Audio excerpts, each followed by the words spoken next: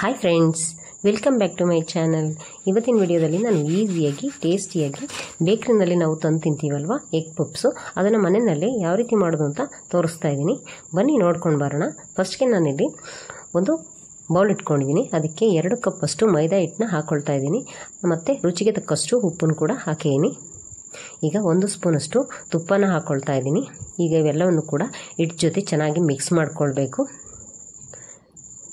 ಈಗ ಅದಕ್ಕೆ ಸ್ವಲ್ಪನೇ ನೀರು ಹಾಕ್ಕೊಂಡು ನಾವು ಗಟ್ಟಿಯಾಗಿ ಹಿಟ್ಟನ್ನ ಕಲಿಸ್ಕೊಳ್ಬೇಕಾಗತ್ತೆ.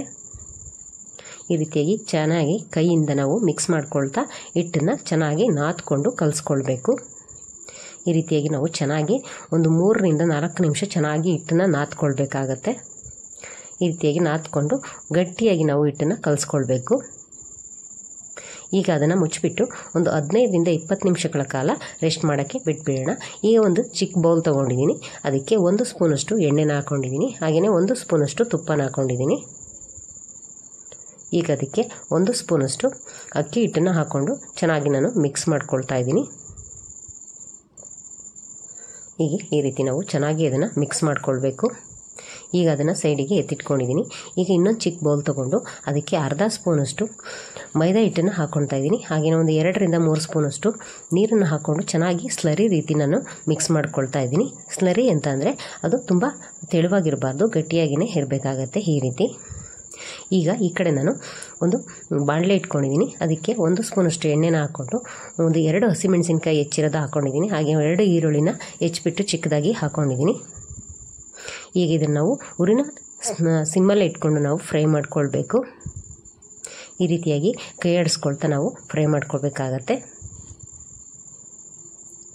ಈಗ ಅದಕ್ಕೆ 1 ಸ್ಪೂನಷ್ಟು ಶುಂಠಿ ಬೆಳ್ಳುಳ್ಳಿ ಪೇಸ್ಟ್ನ ಹಾಕ್ಕೊಳ್ತಾ ಇದ್ದೀನಿ. ಹಾಗೆ ರುಚಿಗೆ ತಕ್ಕಷ್ಟು ಉಪ್ಪನ್ನ ಹಾಕ್ಕೊಳ್ತಾ ಇದ್ದೀನಿ. ಈರುಳ್ಳಿ ಮತ್ತು ಶುಂಠಿ ಬೆಳ್ಳುಳ್ಳಿ ಪೇಸ್ಟು ಬೇಯಲಿಕ್ಕೆ ಎಷ್ಟು ಬೇಕೋ ಅಷ್ಟನ್ನು ಮಾತ್ರ ಹಾಕ್ಕೊಂಡ್ರೆ ಸಾಕಾಗುತ್ತೆ.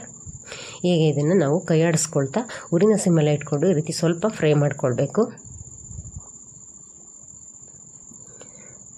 ಈಗ ಅದು ಚೆನ್ನಾಗಿ ಫ್ರೈ ಆಗ್ತಿದ್ದಾಗೆ ಅದಕ್ಕೆ ನಾವು ಮಸಾಲೆಗಳನ್ನ ಹಾಕೋಬೇಕಾಗತ್ತೆ. ಈಗ ನಾನು 1 ಸ್ಪೂನಷ್ಟು ಅಚ್ಚ ಖಾರದ ಪುಡಿ, 1/4 ಸ್ಪೂನಷ್ಟು ಅರಿಶಿನ ಪುಡಿ, 1 ಸ್ಪೂನಷ್ಟು ಧನಿಯಾ ಪುಡಿ ಹಾಗೂ 1 ಸ್ಪೂನಷ್ಟು ಗರಂ ಮಸಾಲ ಪುಡಿನ ಹಾಕ್ಕೊಂಡು ನಾನು ಮಿಕ್ಸ್ ಮಾಡ್ಕೊಳ್ತಾ ಇದ್ದೀನಿ. ಇದಾದ ನಂತರ ನಾವು ಗ್ಯಾಸ್ನ ಆಫ್ ಮಾಡ್ಕೊಳ್ಬೇಕು.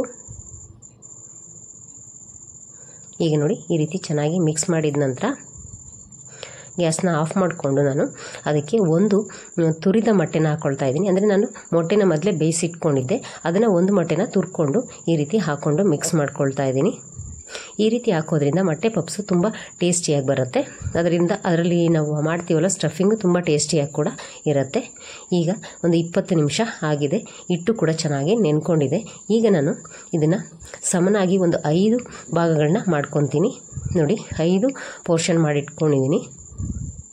ಈಗ ನಾನು ಒಂದು ಮಣೆನ ತೊಗೊಂಡಿದ್ದೀನಿ. ಅದಕ್ಕೆ ಸ್ವಲ್ಪ ಹಿಟ್ಟನ್ನು ಡಸ್ಟ್ ಮಾಡಿಕೊಂಡು ಈ ರೀತಿ ಚಪಾತಿ ಹಿಟ್ಟನ್ನು ಲಟ್ಟಿಸ್ತೀವಲ್ವ, ಆ ರೀತಿ ನಾವು ಚಪಾತಿಗಳನ್ನ ಲಟ್ಟಿಸಿ ಇಟ್ಕೊಳ್ಬೇಕು.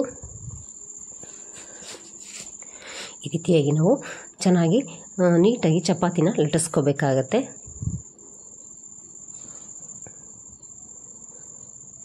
ಈಗ ನೋಡಿ ಇಷ್ಟು ತೆಳುವಾಗಿ ನಾವು ಲಟ್ಟಿಸ್ಕೊಳ್ಬೇಕು. ಈಗ ಅದನ್ನು ತೆಗೆದು ಒಂದು ಪ್ಲೇಟ್ಗೆ ಹಾಕಿ ಇಟ್ಕೊಳ್ತಾ ಇದ್ದೀನಿ. ಇದೇ ರೀತಿ ನಾನು ಎಲ್ಲ 5 ಚಪಾತಿಗಳನ್ನು ಮಾಡಿ ಇಟ್ಕೊಂಡಿದ್ದೀನಿ. ಈಗ 5 ಆದ ನಂತರ ಅದಕ್ಕೆ 1 ಸ್ಪೂನಷ್ಟು ನಾವು ಮೊದಲೇ ಮಾಡಿ ಇಟ್ಕೊಂಡಿದ್ವಲ್ವ ತುಪ್ಪ, ಎಣ್ಣೆ ಮತ್ತು ಅಕ್ಕಿ ಹಿಟ್ಟನ್ನು ಹಾಕ್ಕೊಂಡು ಪೇಸ್ಟು ಅದನ್ನು ಹಾಕ್ಕೊಂಡು ಈ ರೀತಿ ಸವರ್ಕೊಳ್ತಾ ಇದ್ದೀನಿ. ಈಗ ಅದರ ಮೇಲೆ ಇನ್ನೊಂದು ಚಪಾತಿನ ಹಾಕ್ಕೊಳ್ತಾ ಇದ್ದೀನಿ. ಈಗ ಇದ್ರ ಮೇಲೆ ಪುನಃ ನಾನು ತುಪ್ಪನ ಹಾಕ್ಕೊಂಡು ಈ ರೀತಿ ಚೆನ್ನಾಗಿ ಮಿಕ್ಸ್ ಮಾಡಿಕೊಂಡು ಅದನ್ನು ಹಚ್ಕೊತಾ ಇದ್ದೀನಿ. ಈಗ ಎಲ್ಲವನ್ನು ಹಾಕಿದ ನಂತರ 5 ಚಪಾತಿನೂ ಹಾಕಿದ ನಂತರ ಈಗ ಇದನ್ನು ಸ್ವಲ್ಪ ನಾವು ಈ ರೀತಿ ಹರ್ಕೊಳ್ಬೇಕು. ಸ್ವಲ್ಪ ತೆಳುವಾಗಿ ಹರ್ಕೋಬೇಕಾಗತ್ತೆ. ಈಗ ಅದು ಅರ್ಧ ಆದ ನಂತರ ನಾನು ಅದನ್ನು ಸೈಡಲ್ಲಿ ಎಡ್ಜಸ್ನ ಕಟ್ ಮಾಡ್ಕೊಳ್ತಾ ಇದ್ದೀನಿ. ಈಗ ಅದನ್ನು ತೆಗೆದು ನಾನು ಸೈಡ್ ಇಟ್ಕೊಳ್ತಾ ಇದ್ದೀನಿ. ಎಡ್ಜಸ್ಟ್ನಲ್ಲಿ ಕೂಡ ನಾನು ಮತ್ತೆ ಅದನ್ನು ಎಗ್ ಪಪ್ಸ್ನ ಮಾಡ್ತೀನಿ. ಅದನ್ನು ತೋರಿಸ್ತೀನಿ ನೆಕ್ಸ್ಟ್ ಮುಂದೆ. ಈಗ ಅದನ್ನು 4 ಪೋರ್ಷನಲ್ಲಿ ಕಟ್ ಮಾಡ್ಕೊಳ್ತಾ ಇದ್ದೀನಿ. ನನಗೆ ಈ ಮಣೆಯಲ್ಲಿ ಅಗಲವಾಗಿ ಅರಿಯಲಿಕ್ಕಾಗಲಿಲ್ಲ. ಹಾಗಾಗಿ ಅದರಲ್ಲಿ ಎಷ್ಟು ಅರಿಯಲಿಕ್ಕೆ ಸಾಧ್ಯ ಆಯಿತು ಅಷ್ಟನ್ನು ಮಾತ್ರ ನಾನು ಅಗಲವಾಗಿ ಅದನ್ನು ಲಟ್ಟಿಸ್ಕೊಂಡಿದ್ದೀನಿ. ಈಗ ನೋಡಿ ಇದು ಇಷ್ಟು ತಿಕ್ಕಾಗಿದೆ. ಈಗ ನಾನು ಸ್ವಲ್ಪ ಹಿಟ್ಟು ಹಾಕ್ಕೊಂಡು ಅದ್ರ ಮೇಲೆ ಮತ್ತೆ ಸ್ವಲ್ಪ ಅದನ್ನು ಅಗಲವಾಗಿ ಇದನ್ನು ಉದ್ದವಾಗಿ ಅದನ್ನು ಲಟ್ಟಿಸ್ಕೊಳ್ತಾ ಇದ್ದೀನಿ. ಕಟ್ ಮಾಡಿರೋ ಪೋರ್ಷನ್ನ ಈ ರೀತಿಯಾಗಿ ಲಟ್ಟಿಸ್ಕೊಂಡು ನಾವು ಸ್ಟಫಿಂಗ್ನ ಮಾಡಿಟ್ಕೊಂಡಿದ್ವಲ್ವ ಅದನ್ನು ಹಾಕ್ಕೊಳ್ಬೇಕು. 1 ಸ್ಪೂನಷ್ಟು, ಚಿಕ್ಕ ಸ್ಪೂನಲ್ಲಿ 1 ಸ್ಪೂನಷ್ಟು ಸ್ಟಫಿಂಗ್ನ ಹಾಕ್ಕೊಂಡಿದ್ದೀನಿ.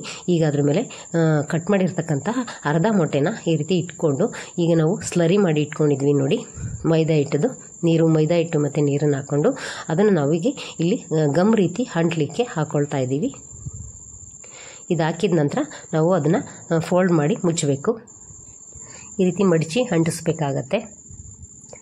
ಈಗ ನೋಡಿ, ಇದು ಮೊಟ್ಟೆ ಪಪ್ಸು ಬೇಯಲಿಕ್ಕೆ ರೆಡಿಯಾಗಿದೆ. ಈಗ ಅದನ್ನು ತೆಗೆದು ನಾನು ಒಂದು ಪ್ಲೇಟ್ಗೆ ಇಟ್ಕೊಳ್ತಾ ಇದ್ದೀನಿ. ಈಗ ನಾನು ಎಡ್ಜಸ್ನೆಲ್ಲ ತೆಗೆದಿದ್ದೆ ನೋಡಿ, ಅದನ್ನು ಕೂಡ ನಾನು ಈ ರೀತಿ ಲಟ್ಟಿಸ್ಕೊಳ್ತಾ ಇದ್ದೀನಿ. ಅದನ್ನು ಕೂಡ ಈ ರೀತಿ ನಾನು ಲಟ್ಟಿಸ್ಕೊಂಡು ಅದಕ್ಕೂ ಕೂಡ ಸ್ಟಫಿಂಗ್ನ ಹಾಕಿ ನಾನು ಅದರಲ್ಲೂ ಕೂಡ ಒಂದು ಪಪ್ಸ್ನ ಮಾಡ್ಕೊಳ್ತೀನಿ. ಬನ್ನಿ ತೋರಿಸ್ತೀನಿ ನೋಡಿ. ಈಗ ನಾನು ಅದನ್ನು ಕೂಡ ಲಟ್ಟಿಸ್ಕೊಂಡಿದ್ದೀನಿ. ಈಗ ಅದಕ್ಕೆ 1 ಸ್ಪೂನಷ್ಟು ಸ್ಟಫಿಂಗ್ನ ಹಾಕ್ಕೊಂಡು ಮತ್ತು ಅರ್ಧ ಮೊಟ್ಟೆನ ಹಾಕ್ಕೊಂಡು ನೋಡಿ ಈ ರೀತಿಯಾಗಿ ನಾನು 4 ಫೋಲ್ಡ್ನ ಮಾಡ್ಕೊಳ್ತಾ ಇದ್ದೀನಿ. ಈಗ ಅದಕ್ಕೂ ಕೂಡ ನಾನು ಸ್ವಲ್ಪ ಅಂಟ್ಲಿಕ್ಕೆ ಪೇಸ್ಟ್ ಇತ್ತಲ್ವ, ಮೈದಾ ಪೇಸ್ಟು, ಅದನ್ನು ಹಾಕ್ಕೊಳ್ತಾ ಇದ್ದೀನಿ. ಈಗ ಈ ರೀತಿಯಾಗಿ ನಾವು ಫೋಲ್ಡ್ ಮಾಡಿಕೊಂಡು ಅದಕ್ಕೆ ಪೇಸ್ಟ್ ಮಾಡ್ಕೊಳ್ತಾ ಅಂಟಿಸ್ಕೊಳ್ಬೇಕು. ಈಗ ನಾವು 4 ಕಡೆಗೂ ಈ ರೀತಿಯಾಗಿ ಅದರದ್ದು ಮೈದಾ ಪೇಸ್ಟ್ನ ಹಾಕ್ಕೊಂಡು ಅಂಟಿಸ್ಕೊಳ್ಬೇಕು ನೋಡಿ. ಇದು ಕೂಡ ಒಂದು ಪಪ್ಸು ರೆಡಿ ಆಯಿತು. ಇದನ್ನು ಕೂಡ ನಾನು ತೆಗೆದು ಪ್ಲೇಟ್ಗೆ ಇಟ್ಕೊತೀನಿ. ಈ ಕಡೆ ನಾನು ಎಣ್ಣೆನ ಬಿಸಿ ಮಾಡಲಿಕ್ಕೆ ಇಟ್ಟಿದ್ದೀನಿ. ಎಣ್ಣೆ ಕೂಡ ಚೆನ್ನಾಗಿ ಬಿಸಿಯಾಗಿದೆ. ಈಗ ನಾನು ಪಪ್ಸ್ನ ಬೇಯಲಿಕ್ಕೆ ಹಾಕ್ಕೊಳ್ತಾ ಇದ್ದೀನಿ. ಉರಿನ ನಾವು ಯಾವುದೇ ಕಾರಣಕ್ಕೂ ಮೀಡಿಯಮ್ ಫ್ಲೇಮ್ ಇಟ್ಕೊಳ್ಳೋಕೆ ಹೋಗಬಾರ್ದು ಅಥವಾ ಹೈ ಫ್ಲೇಮ್ ಇಟ್ಕೊಳ್ಳೋಕೆ ಹೋಗಬಾರ್ದು.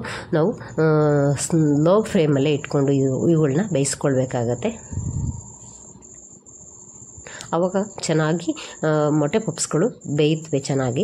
ಹಾಗಾಗಿ ನಾವು ಊರಿನ ಲೋ ಫ್ಲೇಮಲ್ಲೇ ಇಟ್ಕೊಂಡು ಚೆನ್ನಾಗಿ ಬೇಯಿಸ್ಕೊಂಡು 2 ಸೈಡು ತಿರುಗಿಸಿ ಬೇಯಿಸ್ಕೊಂಡು ತೆಗೆದು ಇಟ್ಕೊಳ್ಬೇಕು. ಈಗ ಪುನಃ ನಾನು ಎಡ್ಜಸ್ನ ಕಟ್ ಮಾಡಿದ್ದೆ ನೋಡಿ, ಅದು ಕೂಡ 2 ಪಪ್ಸ್ ಆಗಿತ್ತು. ಅದನ್ನು ಕೂಡ ನಾನು ಬೇಯಿಸಿ ತೆಗೆದು ಇಟ್ಕೊಳ್ತಾ ಇದ್ದೀನಿ. ಈಗ ಇನ್ನೊಂದು ರೀತಿಯಲ್ಲಿ ಫೋಲ್ಡ್ ಮಾಡ್ಕೊಳ್ಬೋದು. ಈಗ ನಾನು ಒಂದನ್ನು ಫೋಲ್ಡ್ ಮಾಡಿದ್ದೆ ಅಲ್ವಾ, ಅದನ್ನು ಈ ರೀತಿ ಎಡ್ಜಸ್ನ ಈ ರೀತಿ ಕೂಡ ನಾವು ಫೋಲ್ಡ್ ಮಾಡಿ ಅದನ್ನು ಬೇಯಿಸ್ಕೊಳ್ಬೋದು. ನಾನು 3 ರೀತಿಯಲ್ಲೂ ಕೂಡ ಪಪ್ಸ್ನ ಯಾವ ರೀತಿ ಫೋಲ್ಡ್ ಮಾಡೋದು ಅಂತ ತೋರಿಸಿದ್ದೀನಿ. ಈಗ ನೋಡಿ, ಇವೆಲ್ಲವನ್ನು ಕೂಡ ನಾನು ಬೇಯಿಸಿ ತೆಗೆದಿಟ್ಕೊಂಡಿದ್ದೀನಿ. ಎಷ್ಟು ಸಖತ್ತಾಗಿ ಬಂದಿದೆ ನೋಡಿ. ಬೇಕ್ರಿನಲ್ಲಿ ನಾವು ತಂದು ತಿಂತೀವಲ್ವ, ಅದೇ ರೀತಿ ಪಪ್ಸು ರೆಡಿಯಾಗಿದೆ. ಇದೇ ರೀತಿ ನಾವು ಈಸಿಯಾಗಿ ಪಪ್ಸ್ನ ಮನೆಯಲ್ಲೇ ಮಾಡ್ಕೊಳ್ಬೋದು. ನೀವಿನ್ನು ನಮ್ಮ ಚಾನಲ್ಗೆ ಹೊಸಬರಾಗಿದ್ದರೆ ನಮ್ಮ ಚಾನಲ್ನ ಸಬ್ಸ್ಕ್ರೈಬ್ ಮಾಡ್ಕೊಳ್ಳಿ. ಹಾಗೆ ವಿಡಿಯೋ ಇಷ್ಟ ಆದರೆ ಲೈಕ್ ಮಾಡಿ, ಶೇರ್ ಮಾಡಿ. ಹೀಗೆ ನಮ್ಮ ಚಾನಲ್ನ ಸಪೋರ್ಟ್ ಮಾಡ್ತಾಯಿರಿ. Thank you for watching. Bye friends.